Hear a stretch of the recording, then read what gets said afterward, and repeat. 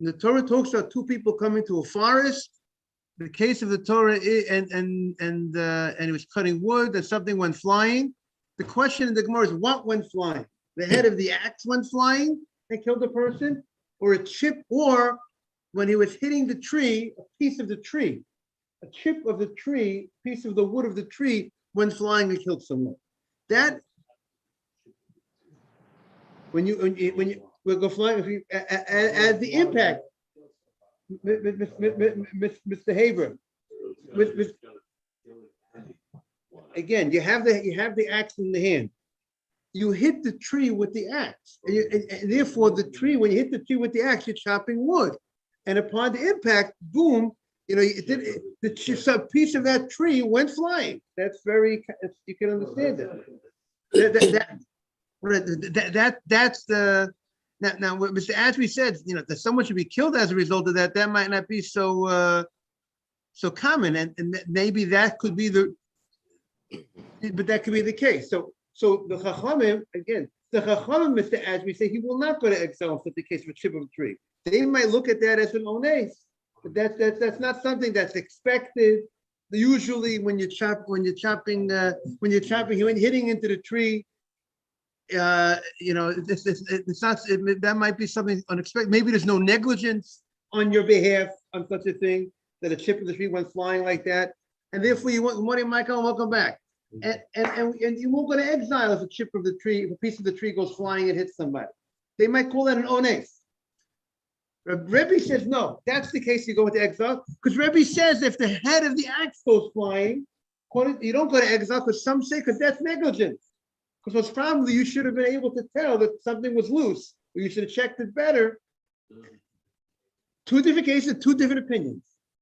One opinion says you go to exile. So one says that I mean, it seems that the Chacham say the head of the axe is considered middle of the line case, which is the middle of the line case goes to exile.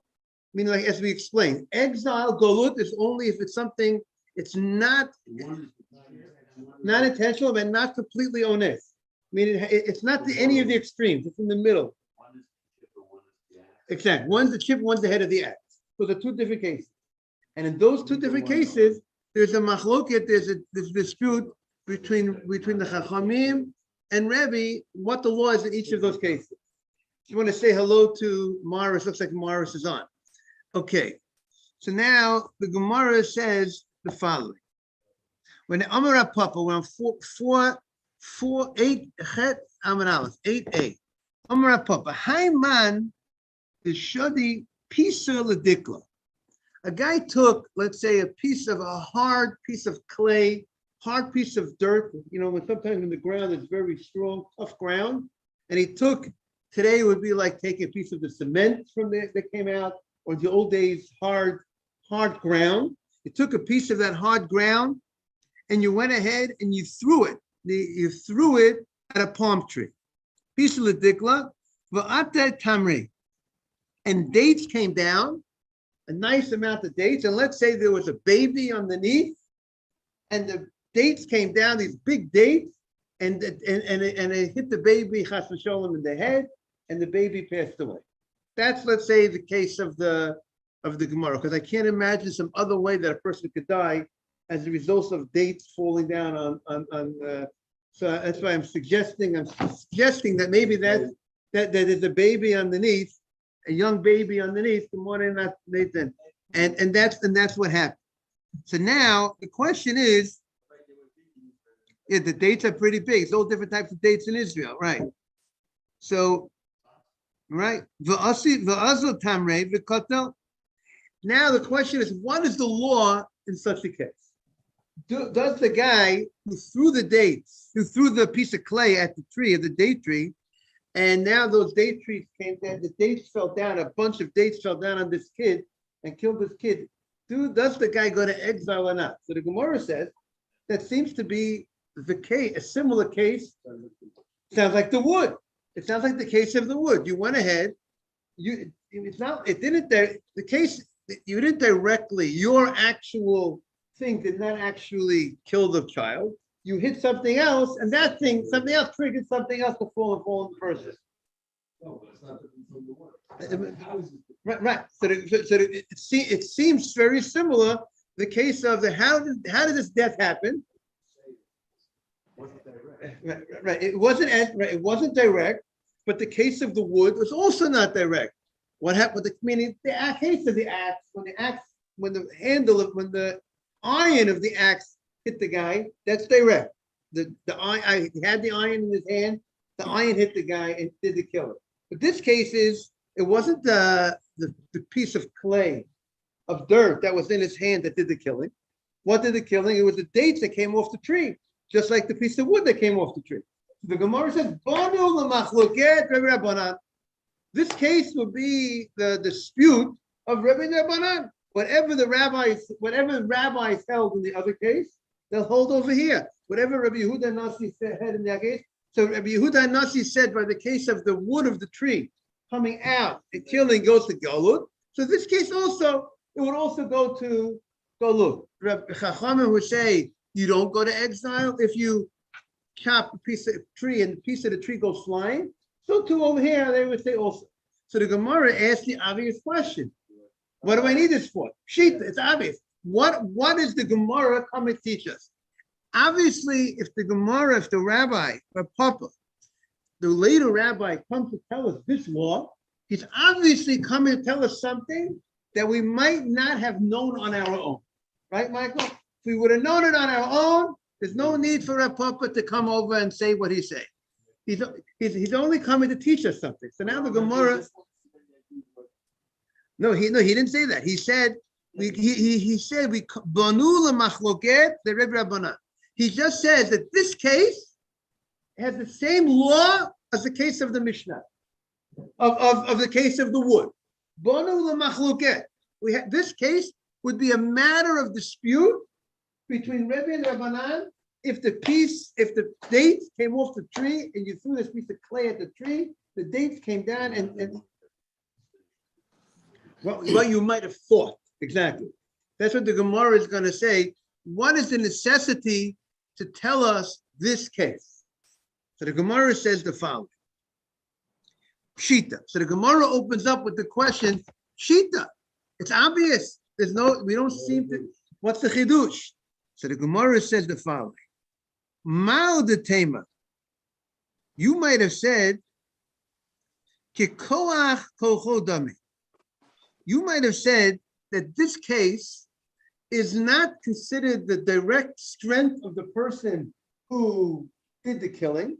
You might have said that this situation is the strength of his strength, meaning it's more further away from the person who did the act. And we're going to explain it in a moment. Meaning there's something called your koach, your strength, something that comes as a result of your strength. If it's your strength, so then we can understand an opinion that says you can be obligated go look for something that happened, going to exile as a result of your strength, your direct strength.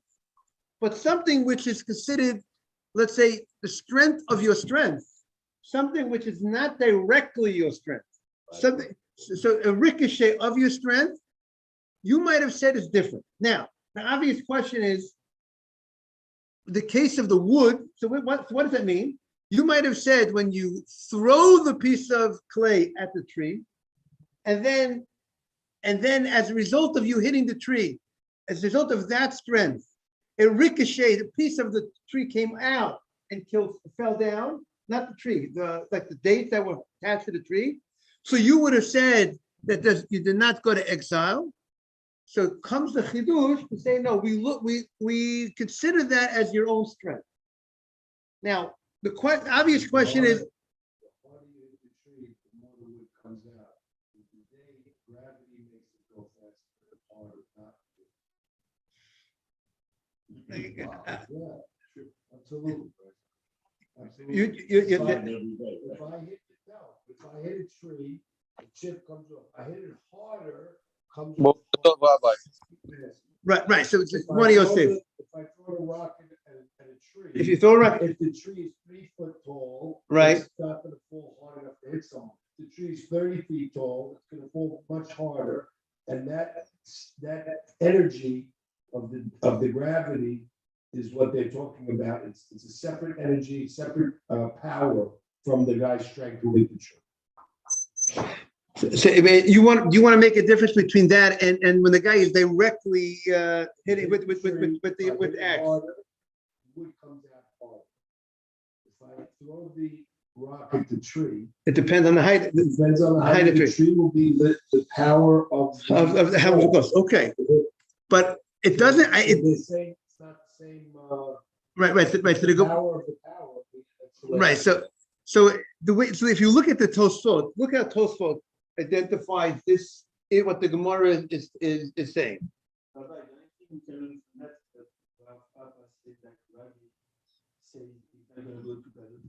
No, but he says we do have the machloket. But Papa says that this case will be just like we'll have the same law of the case of the wood falling off the tree. You go to Rebbe. So look at Tosfos says. Papa says. Now Tosfos has a very nice look at Tosfos' comment. Mao de Tema. Everyone have the Tosfos. The second Tosfos on the page. The headline is Mao de Tema. Nathan, right over here.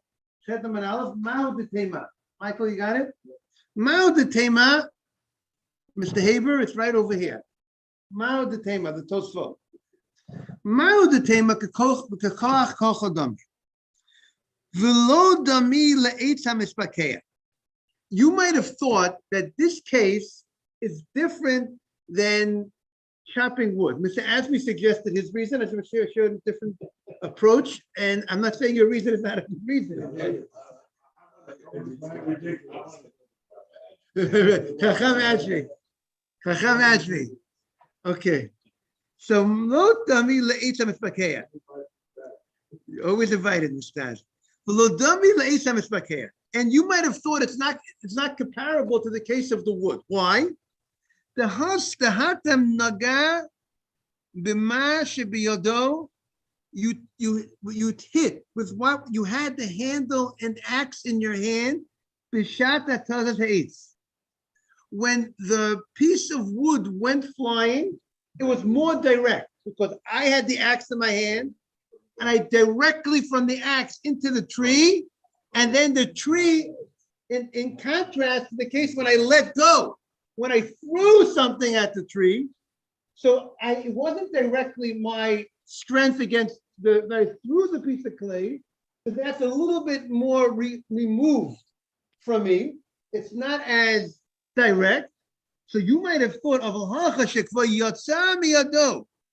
it already left my hand, the clay, I threw the clay, or today's day and age. He threw the baseball at the tree, and already when it hit the tree, it wasn't my hand, something that's in my hand that hit the tree. I had thrown it, and it would already released from my hand that hit the tree.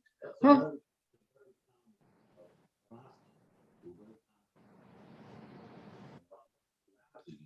Right. But the question is, right. But the question will be, but Mr. Haber, the question is, the fact that I threw something or the fact that I hit the item directly with my hand, it's true, it's a difference. But the question is, does that difference classify it different? So Mr. Asby is talking about the nature aspect. It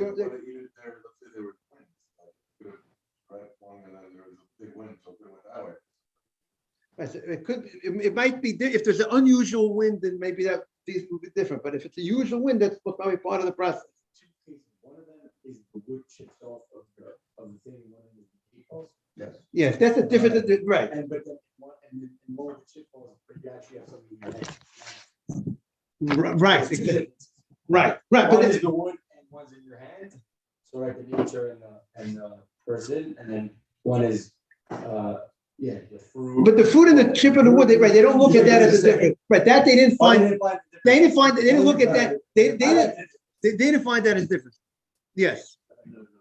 The items themselves could be different, but could be different. Right. It's the amount of first of all, if it's different, that then itself could be distinctive. But Mark says that it's the power that is derived from it. He goes to the sources of the power that's derived from something which is heavier and something which is more impactful is the reason that it's Right. Okay, but this is what we're just focusing on Tosfos' approach, and so Tosfos said now the fact that that's a difference, not all differences make a difference. Like I said before, an apple and an orange are different. You still say Bore creates on both of them. They're different. So now you might have thought, and that's what we need Rav Papa. Rav Papa is teaching us. You might have thought that the fact that one is more direct than the other, because one is you hit the tree directly and then the ship went flying, and one is that you threw the thing at the tree and then that thing went flying. You might have thought that the latter case is more removed from you, and because it's more removed from you, you will not go to exile. Down, you get off completely from the court. Right, he wouldn't get off. Right, meaning he will not go to exile. God will punish him for whatever thing that he did wrong. That's the chiddush of Rav Papa that says even that. So we'll continue in the language of the Tosfos. Of Al-Hacha, shekvar yotza miyado b'shas hatozos atmorim. It already left his hand by the time that the dates are flying. It already had left his hand. Domi shape lekoach kocho. It might be a case of the strength of his strength. Meaning we have a law, kocho, your strength is like you yourself. Your strength is you. But the strength of your strength is not considered. It's further. So the question is, do we classify this as strength of strength, or do we show it as direct strength? So therefore, Kamash Malan, that's the chidush, that we look at this as it's your strength. Because at the end of the day, this is still the fact that you threw it and it ricocheted off, or the fact that you hit the thing and it ricocheted off. We're going to look at all as one, your koach, your strength. Oh, that's the next question to the Gemara. You fed right into the Gemara's question. The Gemara says, Ela kocho, the Rebbe. The Gemara says, what's the case of koach kocho according to Rebbe? What will be the case, as Michael wants to know? What will be the case that Rebbe would agree that's called in too far removed from you? The strength of your strength. So the Gemara is going to say, here, listen to the case, and you'll understand it and you'll appreciate it. So the Gemara says, Kegon the shada pisah, you threw a piece of, I'll call it a baseball. Okay, you threw a baseball. But the Gemara calls it a clump of clay, just like a baseball, at a tree. Umachya the garma. And it hit, let's say it hit a branch of the tree. And now the branch of the tree went ahead and it hit a cluster of dates. And then after it hit the cluster of dates, then the dates fell down and hit somebody. So that's already a ricochet. That's already not as once removed. So the also tamrei, the tamrei dislocated, the other tamrei vitzkato, that's called koach kocho, and that's further removed. And that's the case. He will not go to exile according to Rebbe. He would admit in that case he won't go to exile. Okay, now we have a new Mishnah. Say it again. Grammar. Yeah, Mr. Haber is pointing out a following point. There's something called grammar. There's something called when you cause a damage, but you don't direct, but it's indirect. Let's say you go ahead and you go to someone's field and you break the fence. And as a result of you breaking, you have to pay for the fence. You broke down the fence, you pay the fence. But as a result, you broke the fence, the animals went out. And the guy lost his animals. So you caused the damage, but you did not directly, you didn't take his animal and shoot his animal. That would be direct. You did something that caused the loss. That's called indirect. But when it's your strength is called you shoot an arrow and the arrow goes flying, you shoot a bullet, that's you. Kocho, your strength is considered you. The strength of your strength, so how do we look at strength of strength? Mr. Haber wants to, do we look at it as causing or it seems you might have caused it, but it's not your. We don't look at it as your strength. Rabbi, Okay. strength of strength really means once removed from your hand. Exactly. Once removed, right? That means I see. It might be once or twice. Depends how you look at it. I threw it at something, and now if that thing that I threw it directly comes down, that's called my strength. If that hits something else, then that would be considered strength of strength. And then that hit something else, and that other thing fell down and did the damage. There's a distinction, yes. Yes.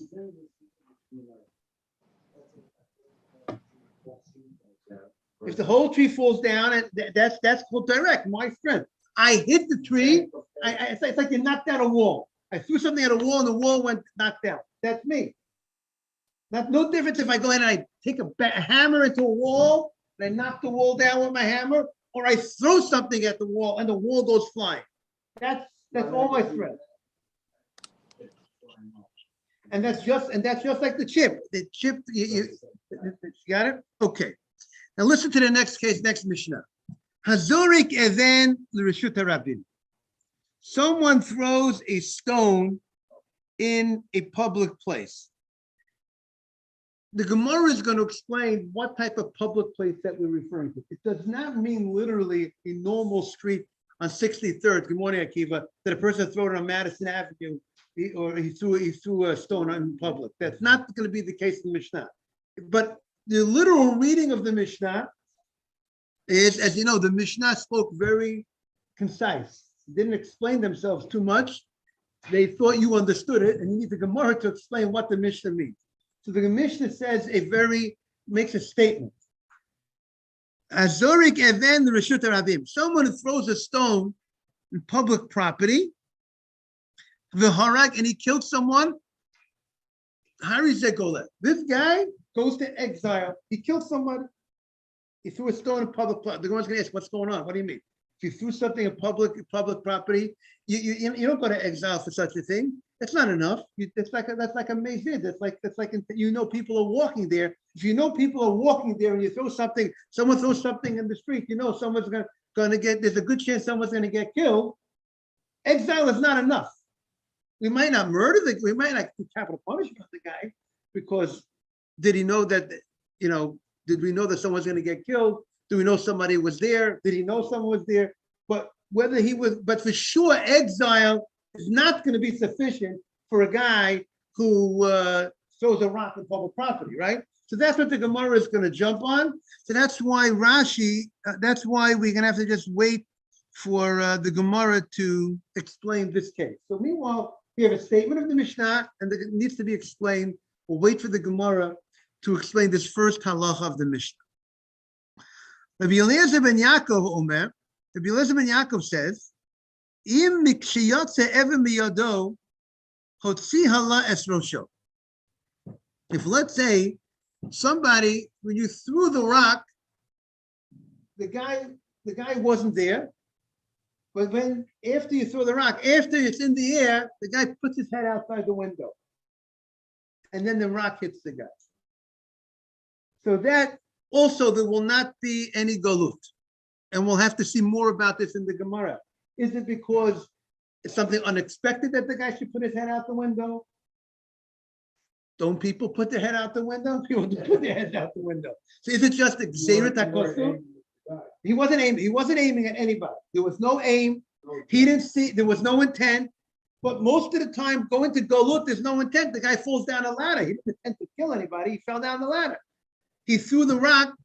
So again, where did he throw the rock? Okay, we're going to also. What do you say?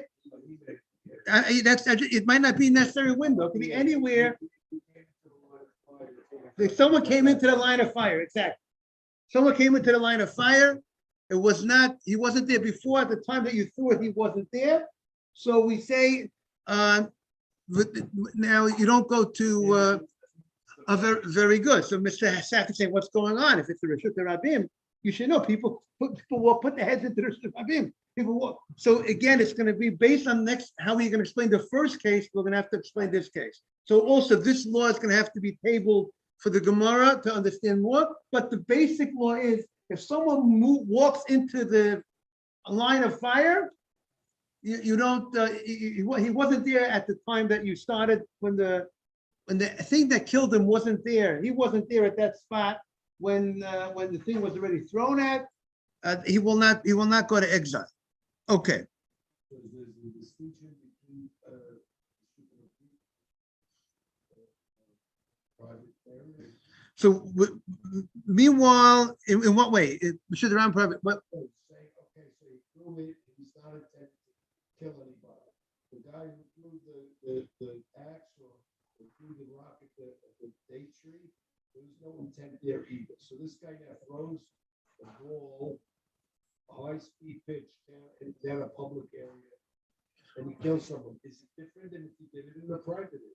Right. So we're gonna say that this throwing this ball in this case is not going to be the regular. Some are going to interpret it's not the regular Reshut Rabbin. It's not the normal, because if it's the regular public area, then it's not. Then I don't believe that's called unexpected. It's not called that the guy he wasn't there. He is there. Reshut Rabbin, he's always there.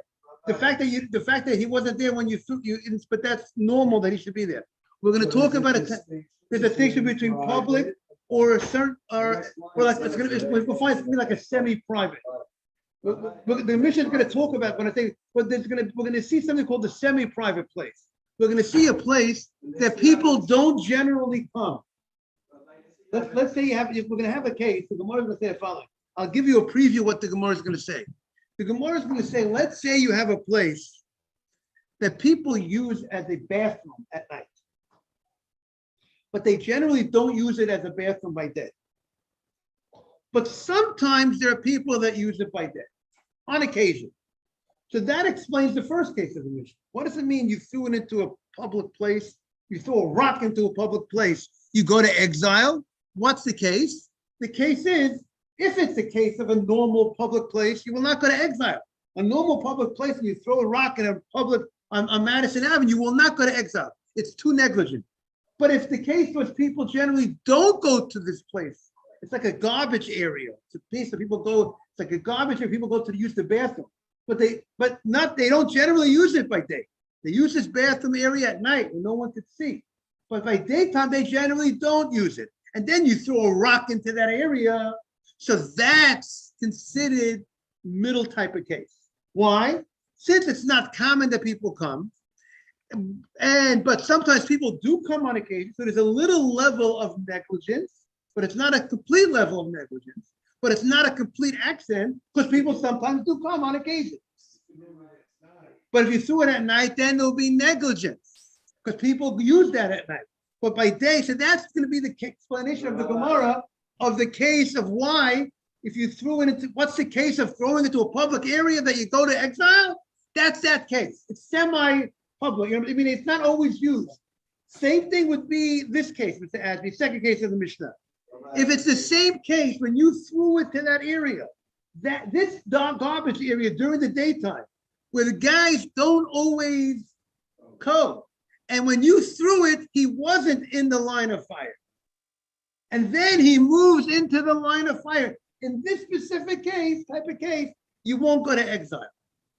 Because when you threw it, it was not going to, at the moment that you threw it, it wasn't going to hit anybody. Right, but unused, exactly, right. And then he put himself into that line.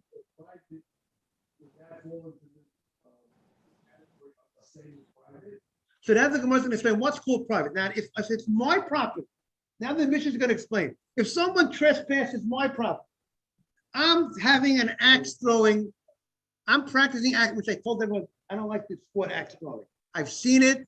Someone convinced me to take a shot. I don't recommend to throw it. I don't recommend, I don't like it. I don't think it's, what? This is axe throwing. It's a very common thing today. Sorry to say. So obviously it was back then. So if you're practicing axe throwing in your backyard, or you're shooting in your backyard, you're having a shooting range in your backyard, right. And in private, a guy walks in and he gets shot, you're not obligated because he had no right to be there. Zero, you're not obligated. Maybe you have to ask yourself, why did such a thing happen Why did I cause the death of someone? Maybe you have to do some introspection, but you do not have to go to exile. If the guy had permission to come into my property, and I went ahead and I shot, and I know that he's going to come in and he gets shot, that's a different story. Then I will be obligated to exile if he came in and I was shooting, and I know people come into my property. I know I give people permission to go ahead and when they want, they could come to my property. I have an open. There are these, the first two cases. Yes. that we left off, the acts of the tree and they were in private or public. So actually, that's public area. Everything is a public area. Yes.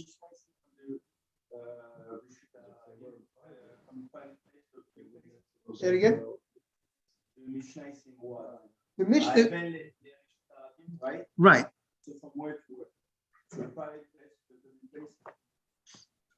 Yeah, whether you're in the public, throwing a rock in the public, or you're in the private place, you're throwing it. At the end of the day, if the damage happened in an area that's public, some sort of public. And you send the work, try to keep it, and by mistake, you miss it, but you see someone else. So that's. Again, there's still, if the other, again, is it my tree or is it someone else's tree? If it's a public area, do people have a right to be there or not have a right to be there? If people have a right to be there, it's like public. Right, if people have a right to be there, that's called public. That's a status of public. Rabbi, is that called Reshut HaRabim? Yes, well, consider it like a Reshut HaRabim, correct. Public place, correct. Cases were the private place, no one's knowing anything. Right, so look at the Mishnah. Well, say it in the Mishnah right now. Look at the Mishnah. Mishnah continues. Zorek ese'ever lechatzero. If you threw a stone into your courtyard, it's your courtyard. So it depends. If someone gets killed, v'hara, im yesh reshut lenizak lechones sham. If the guy, the victim who got killed, had a right to be in your courtyard, it happens to be your courtyard, but so what? But if he had a right to be there and he got killed because you were throwing a rock in your courtyard, you go to exile. You got to go there. You got to go look. You didn't mean to kill him, but you know he has a right to come. You have to be, there's a certain level of negligence. You have to be more careful. It was a complete negligence. You didn't expect him to be there at that time. But now the im lav ain't a gola. But if he's not, if he has no right to be there, you don't go to exile. Shenema, asher yavo es ve'eu bayam. The case of the Torah is you came with your friend to the forest. You came to chop wood in the forest. Mayar, the forest, Monishmuel. Mayar, Rishut Lenizik Lamazik Lechonesisha. The forest is a place that everybody, it's like a public area.